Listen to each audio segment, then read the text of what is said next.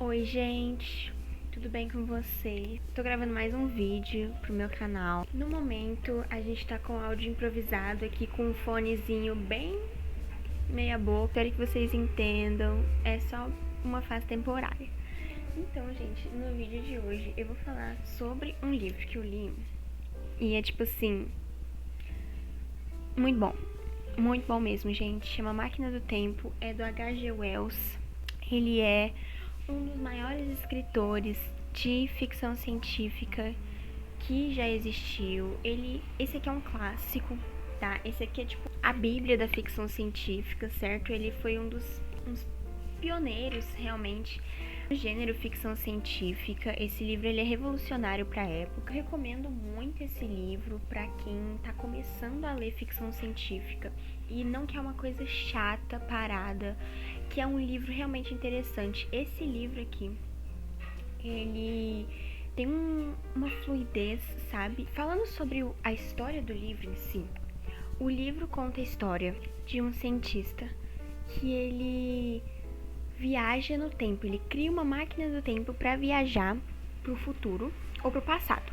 A primeira cena que a gente tem é um diálogo dele com os amigos dele num jantar que ele faz na casa dele tipo toda semana, para eles poderem discutir assuntos sobre coisas da atualidade, assuntos científicos. A primeira cena ele está discutindo sobre as dimensões, certo? Nós vimos em 3 dimensões, só que ele estava defendendo a existência de uma 4ª dimensão, que é o tempo e a duração, porque ele defende que os objetos, além de ter altura, largura e profundidade, eles têm duração. Eu não vou saber explicar, gente, mas aqui lendo é muito interessante, porque você vai entendendo o que ele tá falando, ele vai conseguindo explicar. E aí eles ficam tipo assim, mano, como assim, para? Ele fala assim, gente, então peraí, só um minutinho, e ele vai lá e busca uma maquininha do tempo. Tem ilustrações lindas esse livro na mão dele. E aí ele faz a maquininha do tempo desaparecer e todo mundo fica tipo, mano, corta pra semana que vem, o cara tá atrasado. Ele chamou todo mundo pro jantar na casa dele e ele tá atrasado. E aí a galera fica esperando e aí ele aparece depois de um tempão, todo lascado, todo machucado, sujo. Chega, começa a devorar aquele jantar, começa a comer, ele não fala nada e aí todo mundo assim, beleza. Depois ele senta na sala e fala assim, galera, vocês estão prontos pra escutar um negócio? Todo mundo fala, Aí ele fala que ele viajou no tempo. E aí todo mundo fica tipo, E ele começa a contar as coisas que ele viu. E ele fala assim, gente, vocês não precisam acreditar não, tá? Eu só vou contar porque eu preciso contar. Vocês podem acreditar, pode não acreditar. E o livro é sobre a viagem dele. Ele contando a viagem dele. Como é que foi? Ele entrou na máquina do tempo e viajou, tipo, pra 802, 701 mil. E ele lembra e conta que ele chegou num lugar que não tinha nada, só grama, árvore e ele tá andando e ele encontra umas criaturinhas que parecem umas criancinhas, assim. Uns seres muito mini, sabe? Muito piquitucho, assim. E essas coisinhas não tinha nenhum instinto de sobrevivência, gente. Era as criaturas mais burras que vocês já viram. E ele ficou tipo, gente, como assim a humanidade sucumbiu a isso? Tinha umas construções legais? Sim. Pouquíssimas? Sim. Os prédios, as modernidades que a gente teve no futuro, o futuro próximo aqui, foi tudo soterrado e virou tudo mato, gente. Virou literalmente tudo mato, virou. O que acontece? Ele tentou se comunicar com esses humaninhos, certo? Ele tentou se comunicar com elas, aprendeu algumas palavras, ele ficou lá um tempinho. Ele encontra essas pessoinhas e essas pessoinhas meio que perdem o interesse nele por um tempo, como se a atenção dessas pessoinhas fosse muito volátil, sabe? Ele meio que descreveu, em 1800 e pouco, o que tá acontecendo hoje. Das pessoas perderem o interesse muito fácil e só não ligarem mais. Tudo é muito chato já. Tem várias comparações que o Wells fez com os nossos dias atuais que a gente vê. Coisa que a gente tá vivendo hoje em dia. O cara era muito gênio, gente. Precisamos de mais escritores como o Wells. À noite, esse cara, que meio que não fala o nome dele, fala o viajante. O viajante, ele dormia de lá de fora. Um belo dia ele acordou e aí a máquina dele sumiu não tava mais no lugar. E ele começou a entrar em desespero, começou a chacoalhar esses bichinhos, falar, cadê a minha máquina, não sei o que. Todo mundo, tipo, parecia que eles não tinham medo. Eles não tinham medo dele. Eles não tinham medo de nada, esses bichinhos, porque é como se a humanidade tivesse acabado com todas as ameaças, todos os animais selvagens, acabou com todos os problemas. A única coisa que eles tinham medo era do escuro, mas a gente vai descobrir por quê. Um dia ele tava no riacho enquanto as criaturinhas estavam nadando e ele viu uma menininha lá machucar o pé e se afogar, e aí ele foi lá e salvou ela. E aí ela começa a seguir ele pra lá e pra cá. É a Wina, o nome dela é Wina. A Wina agora começa a seguir ele pra todo lado, porque ele ajudou ela. A única coisa que a Wina tem muito medo é do escuro. Por quê? Gente, no escuro tem umas criaturas que são os Morlocks. E esses bichinhos, esses seres humanos infantilizados, eles chamam Eloy, tá? Então existem os Morlocks, que são criaturas que vivem no escuro e que se alimentam de carne de Eloy.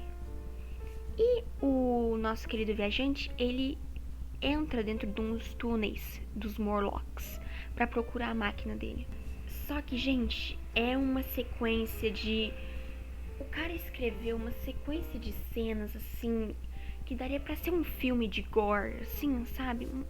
Tão bem feito. Ele tá descendo uma hora o buraco do que os Morlocks vivem, porque ele tem que procurar a máquina do tempo dele. E ele olha pra dentro de um dos túneis, tem um comendo um negócio, tipo, cheio de sangue, assim, parecendo um Eloy. Tá jantando um Eloy, gente. Ele fica, tipo, o quê? Esses bichos, eles têm medo da luz, porque o olho deles é muito aberto, assim, a pupila deles é muito aberta, eles têm medo da luz. Tem toda uma crítica social que ele monta, por que essas criaturas teriam ficado assim. Ele fala que porque a humanidade se dividiu em classe trabalhadora e a classe de elite, que seriam os Eloys, e a classe trabalhadora seriam os Morlocks. Só que os trabalhadores ficaram trabalhando tanto debaixo da terra durante séculos, começaram a ficar tanto tempo enfurnados debaixo da terra, e a natureza começou a ser uma coisa tão privilegiada que começou a ser só da classe de elite. Então só os ricos e milionários podiam ter acesso ao grande e maravilhoso céu, a natureza. E os Morlocks, ou o proletariado, começou a só andar de metrô debaixo da terra, só trabalhar debaixo da terra, e ao passar dos milhares e centenas de milhares de anos, viraram os Morlocks. Gente, tem o nosso viajante, ele fala assim, não, eu preciso arrumar um trem pra defender esse povinho aqui, ou pra matar os Morlocks, porque os Morlocks, gente, eles são carnívoros e eles comem as coisas e as pessoas. Então ele precisava arrumar uma faca, uma pedra, um trem. Então ele vai para um museu, um resquício de museu, uma ruína de museu. É uma ruína de museu. E a Wina vai junto. E aí ele começa a procurar uns negócios, ele encontra várias coisas lá abandonadas e tal. Ele vai pra floresta. À noite, com a Wina, os Morlocks aparecem. E aí ele faz uma grande fogueira. Gente, esse vídeo pode conter spoilers, tá? Então, se você não quer ter spoilers, pula pra esse tempo aqui. Continuando. Ele faz uma grande fogueira e sai com a Wina. E os bichos meio que saem. Ele vai mais pra frente e ele dorme tipo, no chão assim, porque tá muito de noite. Quando ele acorda, tem um tantão de Morlocks do lado, porque ele fez outra fogueirinha, só que a fogueirinha apagou e os Morlocks estão todos em volta dele. Tem um tantão de Morlocks correndo. Por quê? Ele olha pra trás. Lembra a fogueira que ele fez? Virou um incêndio. Ele fez um incêndio na floresta. Eles começam a raptar a Wina, porque ela é a fonte de alimento deles. Eloy, Morlocks comem Eloys. Eu não lembro o que acontece, só sei que ele vai tentar pegar ela de volta e ele continua batendo nos Morlocks, e quando ele olha, ela não tá mais lá. E ele tem que sair correndo por causa do fogo. Então meio que a Wina, de volta para a história, depois de tudo isso que acontece, ele volta pra procurar a máquina. E a máquina, gente, ele já tava suspeitando que tava dentro dessa estátua aqui, ó. Gente, a ilustração de um Morlock aqui, ou uma sombra do que supostamente é ele. esses dois olhos grandes aqui. Ele suspeita que a máquina do tempo dele, que os Morlocks tenham pego a máquina do tempo dele e colocado aqui dentro dessa estátua de esfinge, tá vendo? Ele tá aqui, os Eloy, pequenininhos e fofos. Quando ele chega, ele tá com um pedaço de ferro na mão e vai pra bater tentar abrir, né, essa estátua pra pegar a máquina do tempo e ir embora. Só que aí, quando ele vai, aquela estátua, meio que aquela esfinge abre sozinha e a máquina do tempo dele tá lá no cantinho. Só que quando fecha, é uma emboscada. E a máquina do tempo, ele tipo, tinha duas chaves. E aí, ele sempre andava com elas no bolso. Então, ele precisava conectar as duas chaves pra ir. Só que era uma emboscada e os Morlocks estavam tudo atrás dessa máquina. E começaram a lutar com ele e tal. E aí, ele pelejando pra colocar essas coisas. E aí, naquele negócio, ele vai e muda de tempo. Só que aí, ele vai indo pro futuro. Mais futuro ainda. Mais futuro do que 800 mil e blá, blá, blá. Mais futuro. E ele vai vendo os negócios. Do nada, ele para num deserto, não tem nada. Ou seja, os Eloy... Gente, os Eloy já tava acabado. Aquela era ali já ia aniquilar eles. Porque eles eram, tipo, zero instinto de sobrevivência. Eles desaprenderam a tudo. Eles desaprenderam a caçar, eles só comiam fruta. Todas as frutas eram boas pra consumo, então não tinha o perigo de ser envenenado. Então ele vai indo pro futuro, até que ele vai numa época que tem uns crustáceos gigantes. Eu não sei se tem ilustração deles aqui, só sei que ele vai indo, tipo, pra 1 milhão. Olha, ele para num deserto.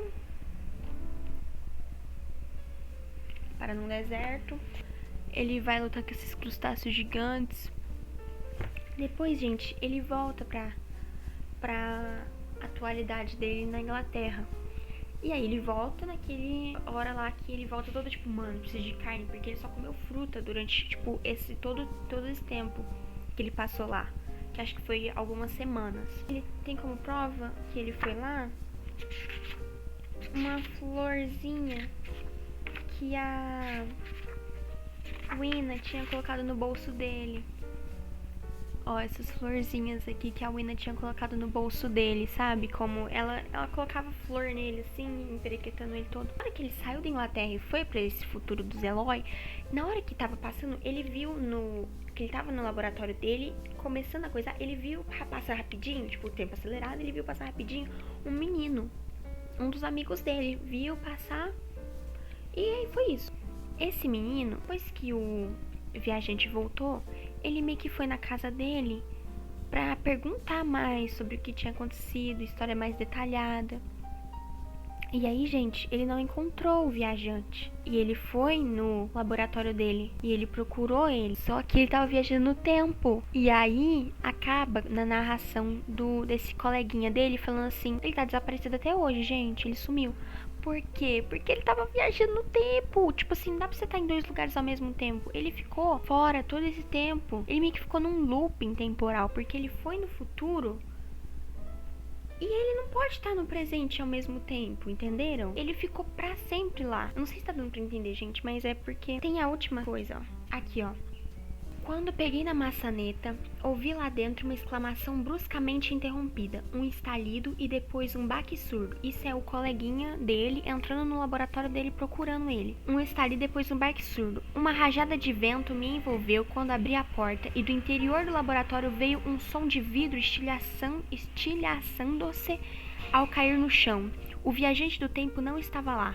Tive a impressão de ver por um momento a imagem fantasmagórica de uma figura sentada no centro de uma massa turbilhonante, escura e com reflexos de bronze, que era o viajante do tempo viajando na máquina, naquela cena primeira dele, né? Uma figura tão transparente que a mesa de trabalho atrás era plenamente visível, coberta de papéis com diagramas, mas o fantasma se desvaneceu assim que esfreguei os olhos. A máquina do tempo sumira, a não ser por um pouco de poeira em suspensão. Nada havia na outra ponta do aposento. Uma das vidraças da claraboia tinha aparentemente se espatifado no chão. Senti um espanto despropositado. Sabia que algo estranho acabara de ocorrer, e por um momento Não pude conceber o que seria. Enquanto estava ali parado, a porta do jardim se abriu e surgiu um criado. Olhamos um para o outro. Então, em minhas ideias voltaram a se pôr em movimento. Por acaso o senhor saiu por essa porta? Perguntei. Não, senhor. Ninguém saiu por aqui. Pensei que ele estivesse aqui dentro. Naquele momento, compreendi, mesmo correndo o risco de aborrecer Richardson com meu atraso, que era um outro cara, permaneci ali, aguardando o viajante do tempo, esperando por sua segunda narrativa, que talvez viesse a ser mais estranha que a primeira, e pelos espécimes e fotografias que ele certamente traria. Agora começo a temer que precisarei esperar pelo resto da vida. Já faz 3 anos que o viajante do tempo desapareceu, e até onde qualquer um de nós saiba, nunca mais voltou. Então, eu não sei se foi um loop temporal que ele causou, por ter viajado muito no futuro, ou ele realmente viajou uma segunda vez e não voltou. Gente, esse livro pra mim é um 4 de 5, muito bom. E, gente, é isso. A Máquina do Tempo, de H.G. Wells, muito bom. Uma discussão filosófica muito boa. Quem quer ler algo mais sério, assim, só que não quer uma coisa chata, lê esse livro. Se inscrevam, gente, deixe seu like, me ajude no meu canal novo. Desculpa o áudio meio embaçado, mas é isso que a gente tem por hoje. Beijo!